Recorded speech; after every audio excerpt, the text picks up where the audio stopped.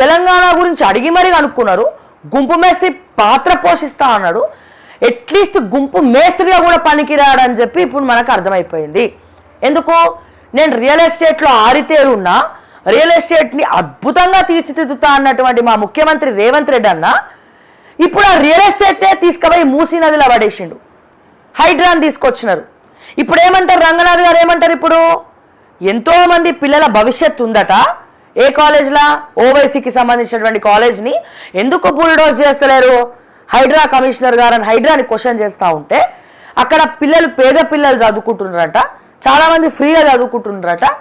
అందుకే అక్కడ కాలేజీని ఇప్పుడు బుల్డోజ్ చేశానట. మొత్తం వాళ్ళ చదువులన్నీ ఆగిపోతాయట. సో దీంతో మీరు ఏకీభవిస్తారా ప్రజలారా? ఆదిత్య కన్స్ట్రక్షన్ చోడు అట్లనే కట్టుకుంటున్నాడు మూసీ నదిలా. మరి అక్కడికి పోరు, ఫీనిక్స్ దగ్గరికి పోరు. మరి వాళ్ళ దగ్గర కూడా ఎవరైనా చదువుకుంటుండా పేద విద్యార్థులు? పాపం వాళ్ళ దగ్గర కూడా పేదోళ్ళు ఉన్నారా? లేకపోతే ఆదిత్య కన్స్ట్రక్షన్ చోడేమన్నా పేదోళ్ళకి డబుల్ బెడ్రూమ్ ఇల్లు కట్టిస్తుండా మూసీ నదిలా? కానీ ఒకటి మాత్రం, నేను ఏదైనా మంచి చెప్తా, చెడు చెప్తా. హైడ్రా చేయబట్టి 5 చెరువులు కాపాడినరట. 5 చెరువులు హైడ్రా వల్ల కాపాడబడినాయి. సో ఇది హర్షించదగినటువంటి అంశం, చాలా మంచి విషయం. కానీ ఎందుకు మూసీ నదిలో ఆదిత్యవాడు నార్సింగ్ల కడతా ఉంటే 32 అంతస్తుల అండర్ కన్స్ట్రక్షన్లో మూసీ నదిలోనే కడతా ఉంటే రంగనాథ్ ఎందుకు పోవట్లేదు? అక్కడికి రంగనాథ్ సార్ ఎందుకు పోవట్లేదు? మళ్ళీ మేము అడిగితే వేల కేసులు ఉంటాయి అంటారు, ఒక్కొక్కటి పరిష్కరించాలంటారు. మీరు పరిష్కరించే లోపల అన్ని స్టేలు తెచ్చుకుంటారు, ఇంజక్షన్లు తెచ్చుకుంటారు, అన్నీ అయిపోతాయి. ఇక చేతులు కాలినాక ఆకులు పట్టుకునేది ఏముంది సార్ రంగనాథ్ సార్?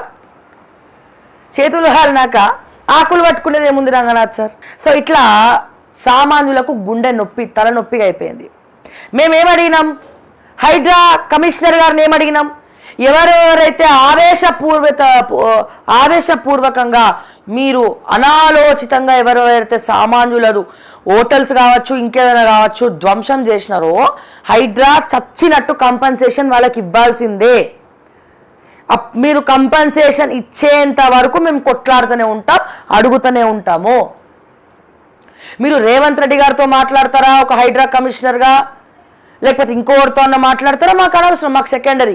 ఎవరెవరైతే సామాన్యులు ఎవరెవరైతే కోల్పోయినారో వాళ్ళకి ఖచ్చితంగా హైడ్రా బాధితులకు కంపెన్సేషన్ ఇవ్వాల్సిందే.